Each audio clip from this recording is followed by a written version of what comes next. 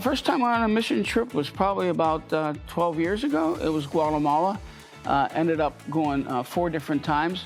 And again, I wanted to be able to give back to less fortunate people, spread the word, and have, it was great to have fellowship with church members and get to know people more on a personal basis. And I wanted to do the same thing this time with this congregation and this church and church members.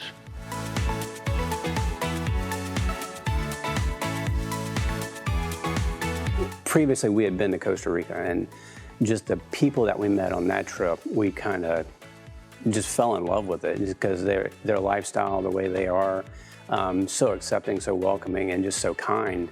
It was like, man, it's like when we heard that the church was going to set up and start doing the mission trip project down to Costa Rica, we knew right away we wanted to go.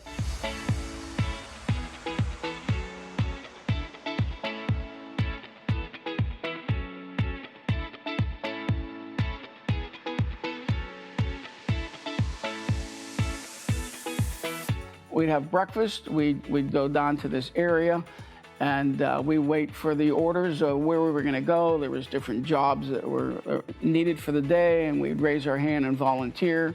A little after that, 8:30 or so, you start working. You start working on the projects that you're working on, and you get with the foremen who are working and are divvied up into those 2 different areas that you go.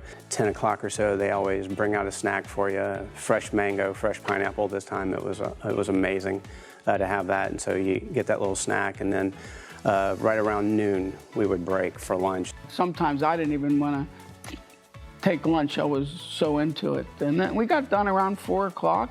Have time to go take a shower, relax for a little bit, and then dinner was always at 6 there. So and that was kind of a typical day there for work-wise. And then after dinner, we would always have our fellowship and devotion time there at night. And then there was always a card game going on or some other game going on there, you know, or a tag game going on the playground with the teenagers there. So it was always fun.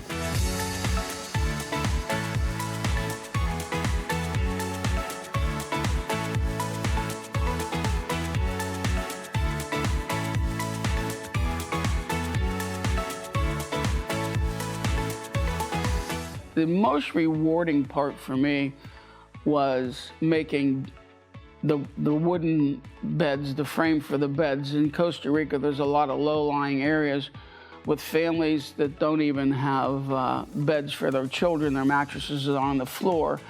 And, excuse me, during the rainy season, these often flood and they don't have anything to sleep on. So we were making modular wooden beds, sanding them, staining them.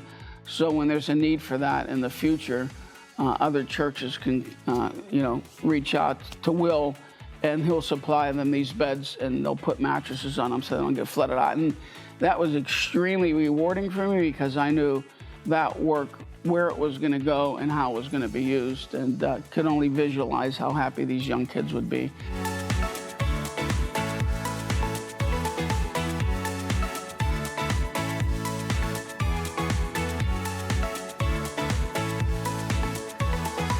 My favorite part is always just the people you get to meet. I mean, we got to meet 30 new people who are, you know, not part of our church from 2 different groups, from Florence, South Carolina, and Myers Park, North Carolina, and you know, got to plant this seed. You know, so Skycrest, you know, we're planting seeds not only in Costa Rica but in Florence, North Carolina, Myers Park, North Carolina. There, we're getting to plant seeds and build relationships and make friends with people that, you know, we may not get to know without going on the mission trip and going on the project.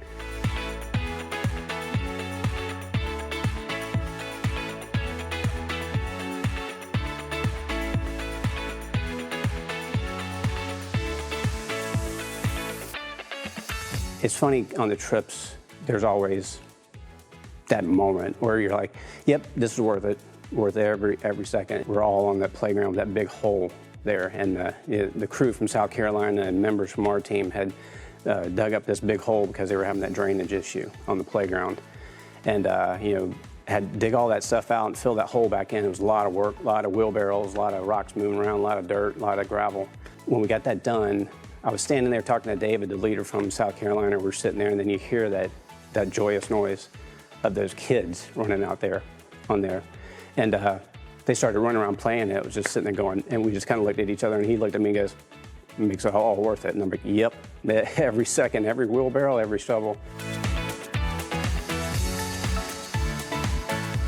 I would highly recommend, if you've ever had the desire to do something like that. It's not glamorous staying in a Marriott, but it's certainly a wonderful experience, and you really leave feeling fulfilled that you're helping other folks that don't have what we have.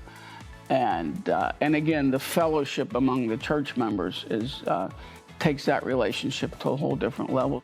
So if you're thinking about going and you're kind of worried, can I do what I need to do down there? Can I help out? Can I do? Yeah, there's something for everybody to do. So from all age levels, there's something for everybody to do.